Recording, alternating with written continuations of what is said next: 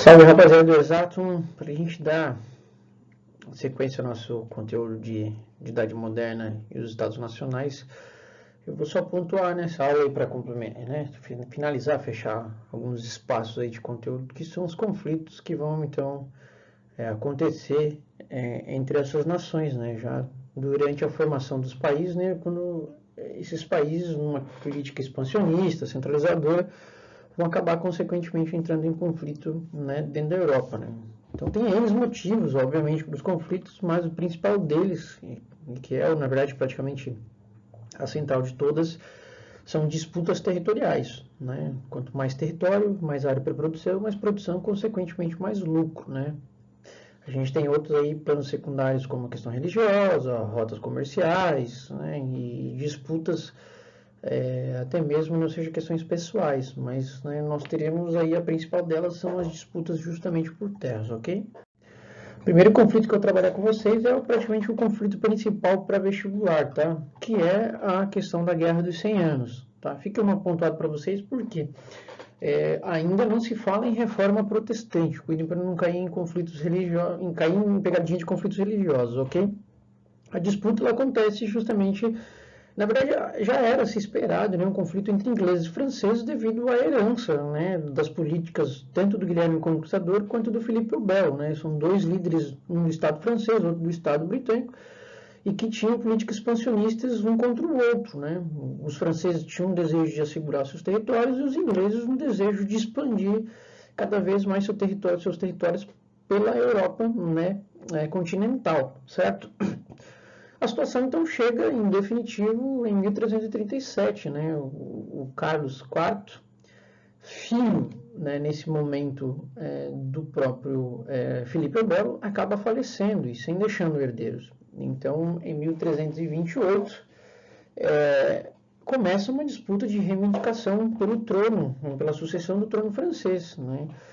Uma pequena parte da nobreza francesa e os ingleses reivindicam que o príncipe Eduardo III, príncipe britânico, né, e que era sobrinho direto do próprio Carlos IV, né, tivesse direito ao trono.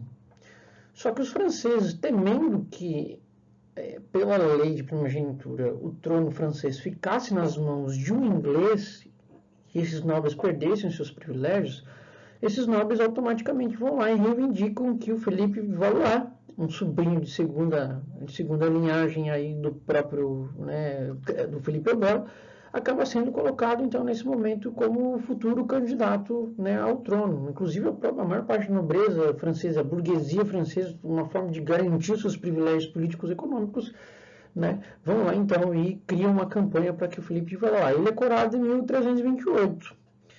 Só que o que acaba acontecendo?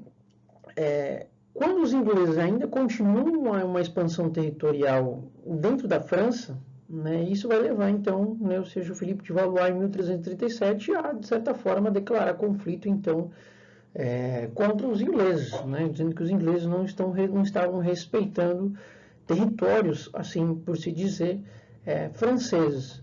Esse conflito ele vai ser dividido em 4 períodos, mais especificamente, né, temos, né, praticamente um grande gasto, tanto da Inglaterra quanto da França, né, nesse momento, nesse conflito, porque é uma questão, né, ou seja, de imposição, né, e até mesmo acreditaria que se caso, né, ou seja, quem saísse vencedor, garantiria uma hegemonia, né, na influência política e principalmente econômica dentro de toda a Europa.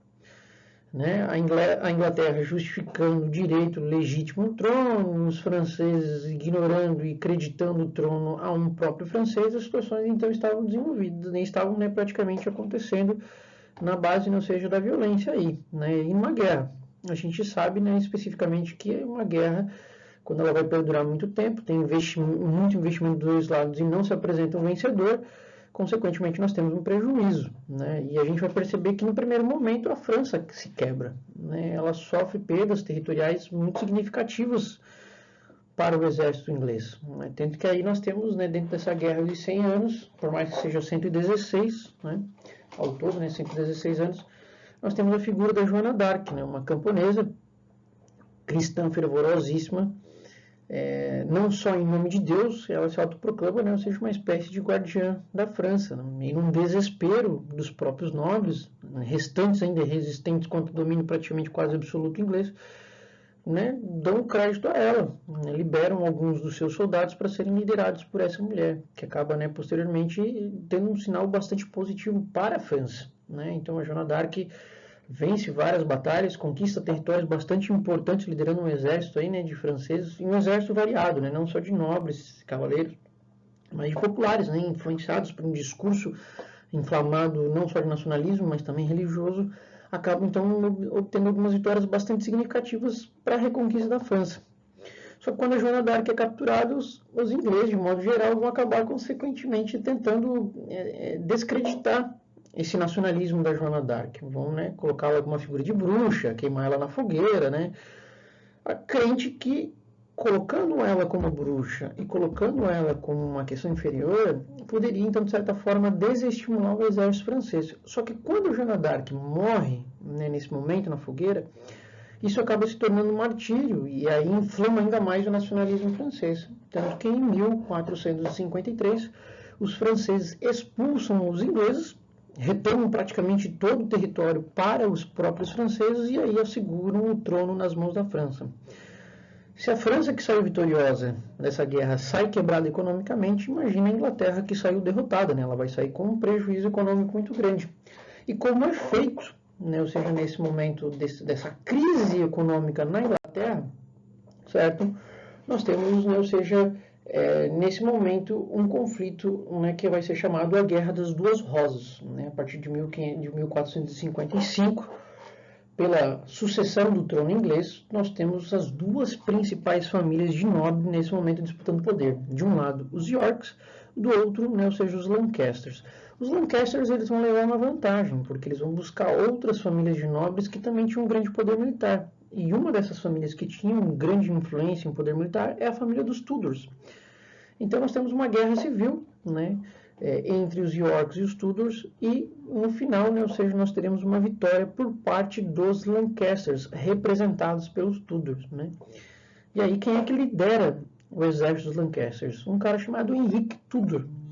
Só que quando é finalizado esse conflito entre as duas principais casas, o Henrique Tudor toma uma postura até então diferenciada para o momento. Em vez de colocar os Yorks sob seu domínio, se apropriado, né, ou seja, das suas terras, não. O que ele faz? Ele simplesmente casa com a princesa, né, Elizabeth de York. O que ele faz? Em vez de continuar essa tensão, essa rivalidade entre os nobres ingleses, ele os unifica sobre a sua figura, né, de que ele é o representante do Estado inglês e aí, consequentemente, os nobres dependem dele. Ele vai dar início, ele é ou seja, o personagem principal que vai dar início ao próprio absolutismo inglês. O Henrique Tudor, agora nesse momento chamado Henrique VII, que vai dar sequência ao Henrique VIII, responsável por consolidar o absolutismo dentro da Inglaterra, e depois a então famosa Elizabeth I, Rainha Elizabeth, aí, responsável pelas grandes navegações inglesas. Mas isso nós veremos na próxima aula sobre mercantilismo, ok?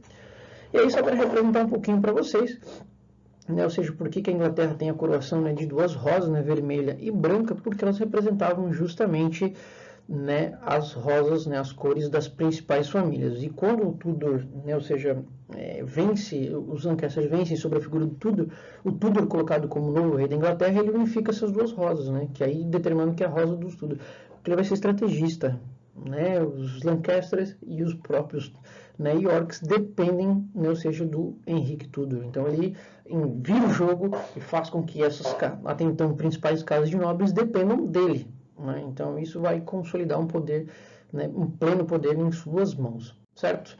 E aí, só para a gente fechar, então, nós teremos alguns teóricos, né, na Idade Moderna que vão desenvolver filosofias políticas que correspondiam e legitimavam cada vez mais esse poder centralizado nas mãos, né, ou seja, do próprio rei. Tá? Então eu trouxe alguns para vocês aqui nesse momento. O Maquiavel vai ser um dos principais. O professor Carlos de Filosofia com certeza vai trabalhar, né, ou seja, os três aqui um pouquinho com vocês, mas principalmente o Maquiavel. O Maquiavel ele vai praticamente, né, desenvolver a figura, né, ou seja, de como deve ser o jogo político e como deve se portar um verdadeiro soberano, né, que ele deve ser temido e respeitado, né, Ele vai decretar que não seja um soberano quando age com mãos de força, ele bota tudo em ordem, né? E aí a gente tem outros teóricos que vão reforçar essa política de liderança, né? Que vão legitimar intelectualmente o poder do monarca, né? A ele ter plenos poderes absolutos. O próprio, não seja que vai garantir isso no Leviatã, é o Thomas Hobbes, né? Que ele vai dizer que é da natureza da humanidade, né, os indivíduos entrarem em conflito, né? Ou seja, de que o homem é o lobo do próprio homem. Se nós temos essa natureza conflitante, nós precisamos ter algo que assegure a harmonia de toda a sociedade. Quem que é que vai garantir essa harmonia e essa ordem na sociedade? Pela perspectiva do Thomas Hobbes, é o Estado. Né? Que o Estado, nesse momento, deve ser centralizador, né? Ou seja, na figura do monarca, na figura do rei, para que assim, então, né, ou seja, as coisas fluam, né, e aconteçam, né, ou seja, tudo em ordem. E, por fim, aí aproveitando mais umas situações religiosas, nós temos o Jacques Bossuet, porque ele vai relacionar a questão do rei, desse representante máximo do Estado, como uma questão divina. Ele vai relacionar o reino dos céus, nós temos Deus como soberano. Na terra, nós temos o rei, o monarca, e esse monarca deve ser considerado equiparado a Deus. Ele deve ser considerado como um representante.